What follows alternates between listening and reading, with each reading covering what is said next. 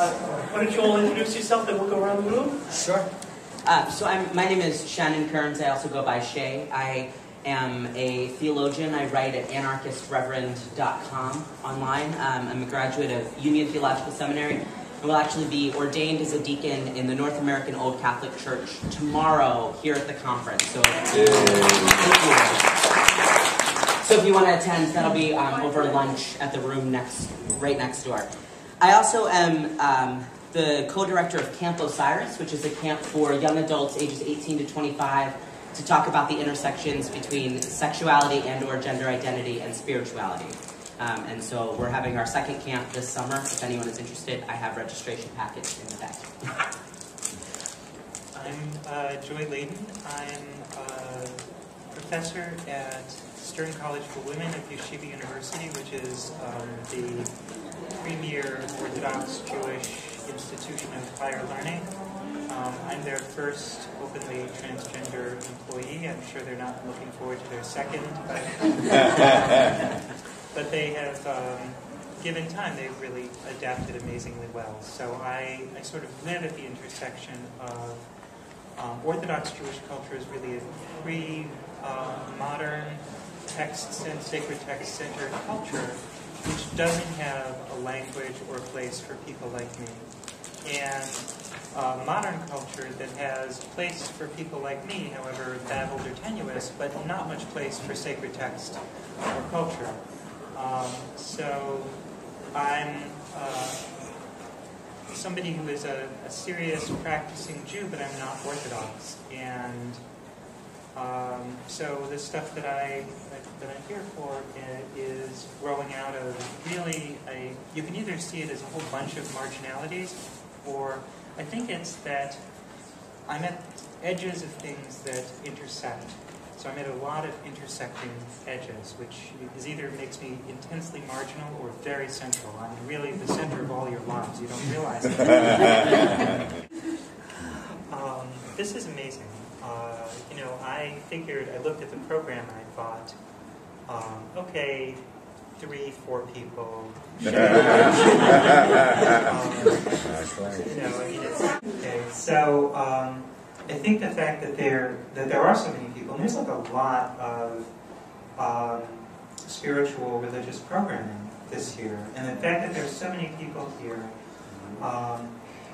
testifies to me to a hunger for bringing together what are often seen as the mutually exclusive worlds of religious communities and traditions and queer identities. I have felt pretty marginalized as somebody who lives in a world with God in it in many queer settings, and of course in religious settings I feel marginalized as a transgender person, and for me there really isn't any divide between those things. So when I was growing up, I really survived by reading the Torah. I mean, I read the Torah as being pretty much a trans text.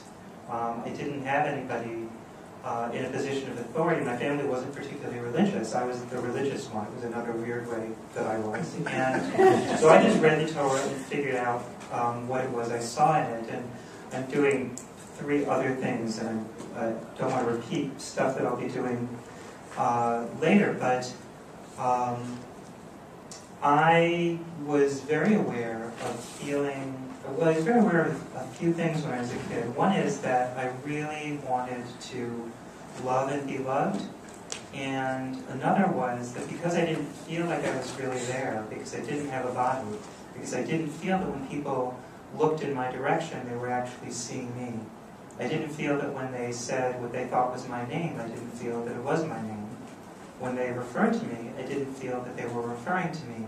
That's a pretty hard position to love from, and it's a very hard position to feel loved in. And when I read the Torah, it seemed to me that God was, well, a lot like me. There were other things too. I created the world. It only took me 6 days, but really, one way to read the Torah, and I was focusing really on the 5 books of Moses, is the story of a series of attempts by a being that doesn't have a body and that doesn't have a name, and that doesn't have a way of being referred to in human terms, to be in loving and loved relation to human beings individually and in community. And it's pretty hard for God not to be misunderstood and not to wreak havoc. And you know, as a trans kid in hiding, I was not only afraid that people would hurt me if they knew who I was afraid that I would hurt them by not being who they wanted me and needed me to be. And God in the Torah is constantly erupting as a being that isn't fitting into human categories. Like, God just doesn't do what you expect anyone to do, because God isn't operating according to a human set of parameters. If I'd been Christian, then I might have the whole, incarnation and embodiment thing that I think Shay's going to speak to. That might have added a different way of reading. But for me, I related to God as someone who was, in a sense, stuck, but wasn't going to stop, wasn't going to go away, wasn't going to stop trying, wasn't going to stop loving. And so God and I felt sort of shipwrecked together. And that was, it wasn't great that we were shipwrecked, but God can be amazingly good company. And that's just never stopped for me. So in a sense, when I travel in the queer world, which is pretty basic, until recently I was a heterosexual white guy, so I wasn't, there was no oppressed minority group that I could claim kinship in unless I, went to a country where Jews are oppressed, and I could feel that way. But I didn't feel that way, and when I suddenly was an oppressed minority, I found that a lot of the people that I now felt were, part of my world had been so damaged by the texts that had kept me alive. It was very hard for me to understand that kind of cleavage. The idea that in some way this text wasn't ours, wasn't all of ours. I mean, wasn't it the record of everybody who's trying to love and be loved, and often making a hash of it. So some of my work has been to accept the loneliness of that, right? And it's like, I'm also unusual among Americans. A lot of American Jews grow up at quite a remove from God. Jews are often very comfortable talking about text, but often very uncomfortable talking about God. And the Christians that I've known are often very comfortable talking about God, but pretty uncomfortable talking about text. But where does it say that?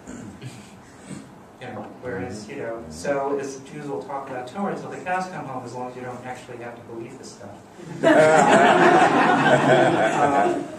So part of, my job is sort of just to be a person for whom this has always been whole, and see the kinds of interactions that happen. And more, this is the kind of interaction that happens, which is that I find myself in places where a lot of people who've gone through an awful lot to stand at the intersection of queer identity and sacred text are here with me, and it's wonderful.